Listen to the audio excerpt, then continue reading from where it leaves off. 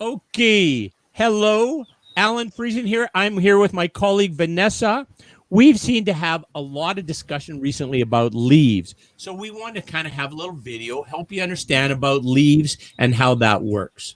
I guess the first thing would be important is for you to consider, regardless of what the insurer might allow, what is it you want? What do you want to do? Right, Vanessa? We don't seem to have, there's not a consistent, not every employers think about leaves the same way, right? Right. And sometimes they also don't, it doesn't come up until they actually have somebody on leave. So it's always something to think about beforehand so you know kind of the steps that you want to take in order to do that. So there's a few things you want to look at. So there's usually guidelines, like labor standard guidelines, and then there might be other coverage guidelines such as WCB.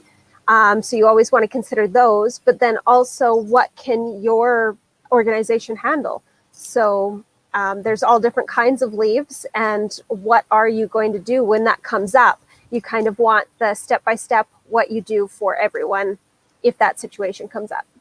Yeah, to avoid any employee relation problems, if you're clear in your policy manual, here's what we do about leaves.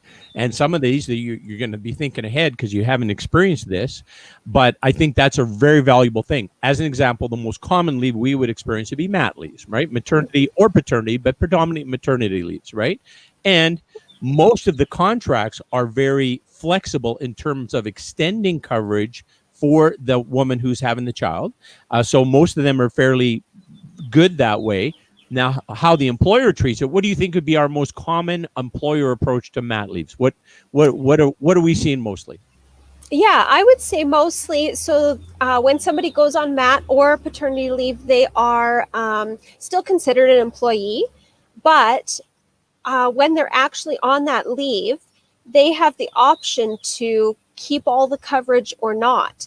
And so typically what we would see is the member would have the option. They would have to pay the full premium is usually what most organizations, especially small businesses, seem to do, is they'll offer that coverage if the member wants it, but they have to pitch in the full amount of the premium. So if, in fact, before the mat leave, the person's deduction was $200 a month because the premiums are $400 and they're splitting it half and half, then during the mat leave, then the employer would say, you can keep your coverages during your mat leave if you wish, but then you're paying the full part of the premium. And that'd be by far the most common approach that we see. Yeah. So that's, the thought is that thinking about what kind of leaves you might experience and what would be fair for the employee and fair and sustainable for you, right? Here's a good example too. We have sometimes, Vanessa, where people get disabled, right? And then how long do employers keep the disabled employee on the plan? In the absence of any policy, maybe, Sam, who gets disabled when she's 28 years old, is on the plan to age 65. Well, from an employer perspective, that's not sustainable, right? That's not affordable. Can't pull that off.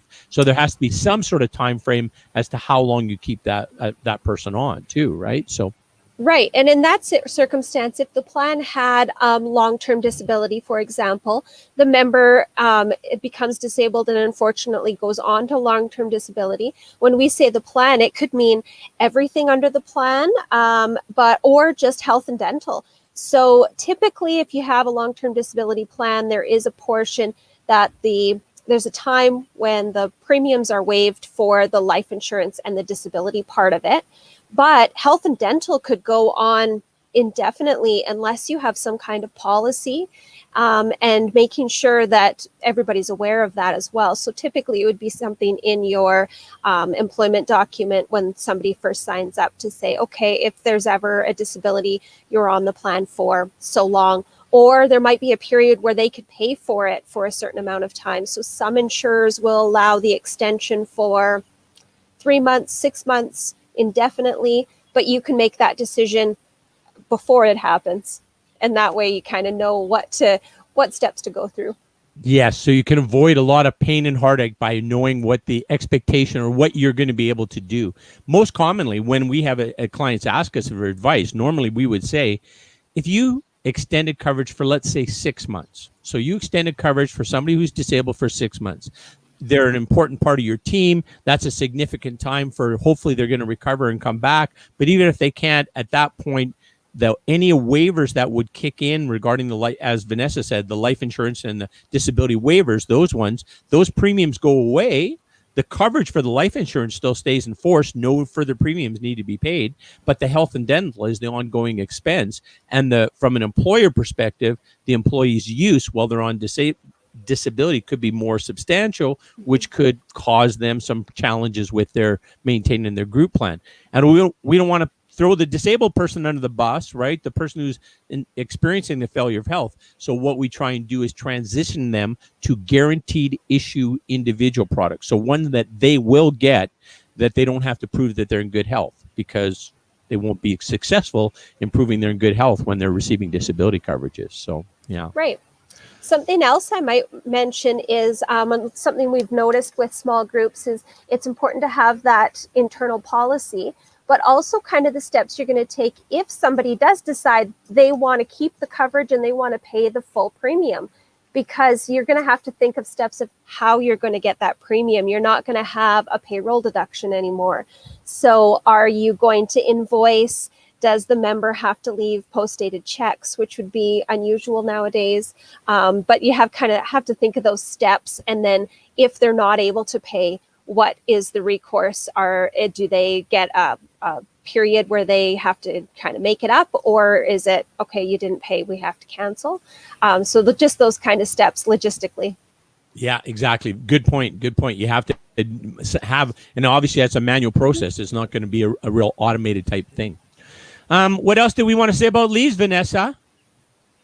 I thought maybe bringing up something about during the pandemic, there was some different options that carriers actually added in where they could extend the disability a bit longer than you normally would. So even if somebody's just going on a leave of absence, normally you wouldn't extend your disability coverage past a month. But during the pandemic, a lot of carriers allowed a little bit longer extension. So something to consider is just double checking with your carrier if it's a possibility, or what you kind of want to do in something like that kind of situation, or even layoffs. The way that you're referring to this pandemic thing sounds like it's over. From your perspective, it's gone. We're past it now. I'm more thinking of it as a lot of the carriers have already reverted back to their original their original contracts. But yeah, no, the pandemic is not over, and I am working in the backyard. So but I think we have a little more hope, don't we? I think moving in the right direction. So it's good news. I think so. All right. So Vanessa and I would love to help you with your employee benefit queries, conundrums, and challenges. We are very good at this, very knowledgeable about it, have a huge, huge resource of people and resources to call on from all of the different insurers that we can get you answers. So if you want to reach out to us, we would gladly help you. If you're an employer trying to figure out how this works, if you're an employee and trying to figure out how your benefits work and you're not getting satisfaction with the routes that you have, there's many times right now insurer service levels have taken a dive, and it's not too hard to understand why. Pandemic and people off and people getting sick, and so all of them automated processes are working pretty good, but any manual process or anything that's unusual, oh my goodness, the times they're very, very slow, and it's hard to find the right person. But we know the right people, right, Vanessa? We're here to help you navigate it. Exactly. So give us a call or send us an email, and we would gladly help you. And I think next week we're going to come back and do another video about something else that we're thinking of, right? Sounds good. I'll remember what that is, and we'll come back to you. Keep yourself well. Have a lovely weekend. It's going to be amazing, and stay healthy.